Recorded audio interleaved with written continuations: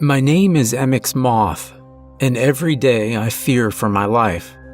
In my job, many things can go wrong, have gone wrong, in fact, that even death himself would facepalm at my refusal to quit. Yet I can't complain. I am completely free to leave my job whenever I want to, but I haven't and don't plan to. You see, I work in a school that deals with kids. I put parenthesis, as they aren't kids. They just, through one reason or another, have the appearance of children. Though, please note, they aren't human at all. We don't teach them subjects like math or English, nor could I, as I barely did well in school myself, honestly. But we teach them subjects more questionable. How to lure in victims, proper removal of certain body parts, and so on. I know what you may be thinking. Why help if I don't have to? Why not just walk away from the job? I wish I could give an answer that would satisfy both you and my ever-growing guilt, yet I can't, as I don't know why I stay myself, honestly.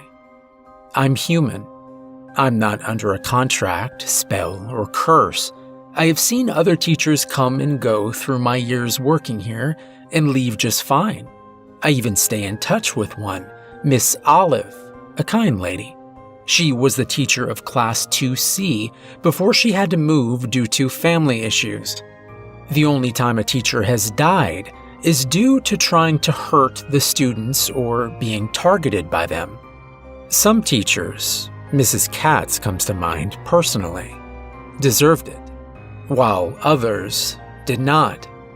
We may be their teachers, but to them, we are still potential prey. We aren't protected, and our lives could end at any given moment. I used to keep track of the number of close calls I had encountered, yet had to stop for my sanity. I choose to stay, though, because I do enjoy the work. Not the murder part, I promise, but being able to help and possibly guide my students. My current class has stayed roughly the same ever since I started, as the only time it changes is when a student leaves for a multitude of reasons, or a new student joins us. They aren't required to be here. This isn't like a human school. They choose to come. I think that's a decent amount of info about me and the school for now.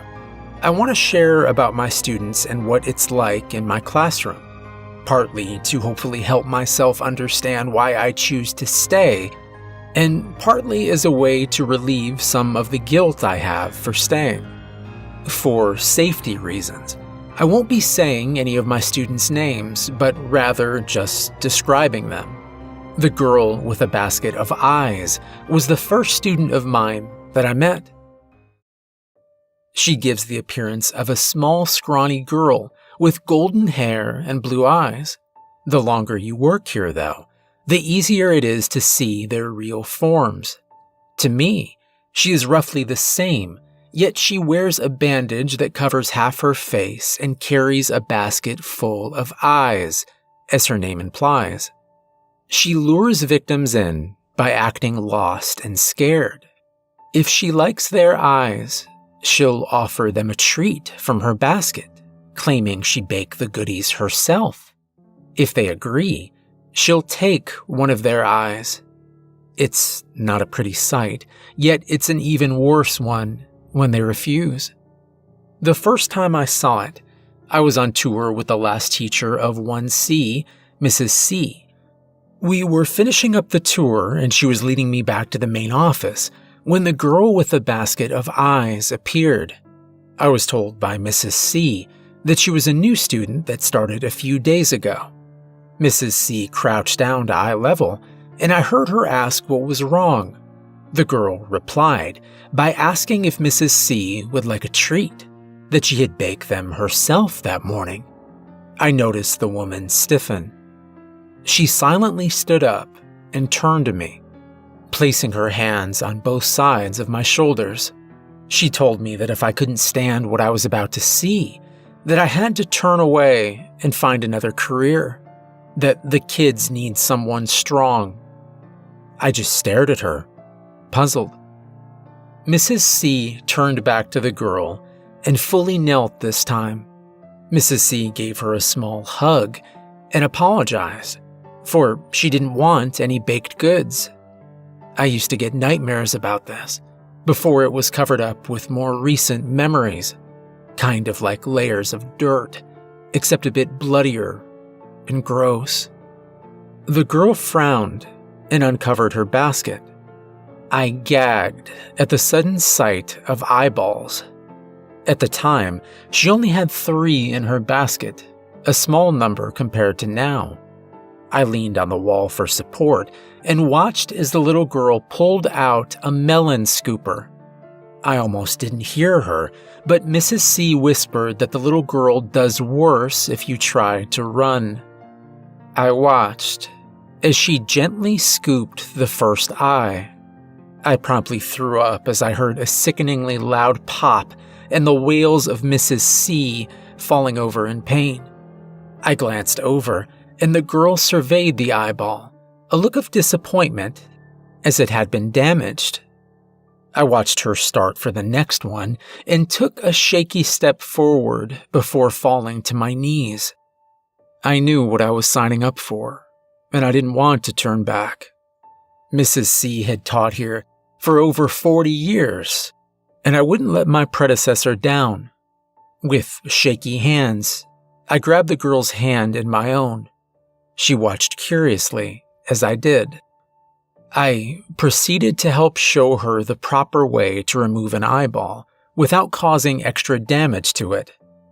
Tears were streaming down my face as I struggled to not throw up again. After she inspected the second eye and added it to her basket, she forced the ruined one in Mrs. C's mouth. I threw up again.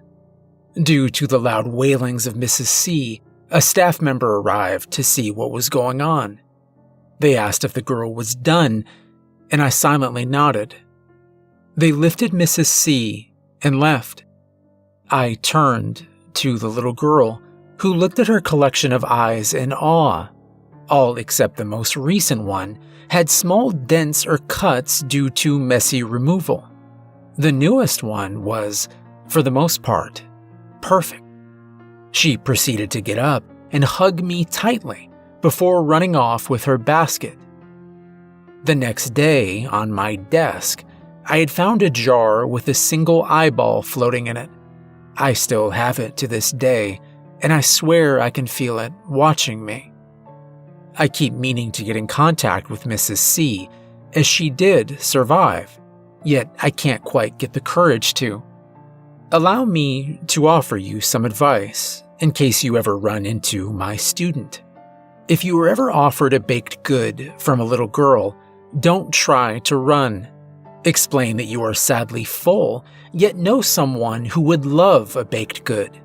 You can take her to a stranger, it doesn't matter, as long as you take her to someone else before she gets impatient. And she does get impatient quite fast. I'm sorry to say that you can't walk away safely without sacrificing someone else. It's a hard decision to make. I know that full well myself. I'm MX Moth, and I work for a school that helps inhuman kids. I fear for my life every day. It's been 9 years so far, soon to be 10. When that happens, I'll be reevaluated and asked if I would like to continue to work here. I hope to figure out my reasons for staying before that day arrives.